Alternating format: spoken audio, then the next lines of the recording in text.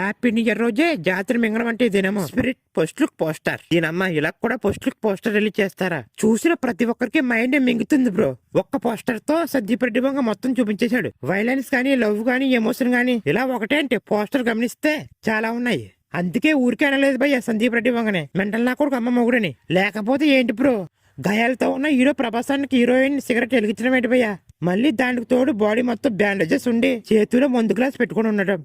దీనమ్మ పోస్టర్ చూసే కొద్దీ మెంటల్ ఎక్కుతుంది కదా.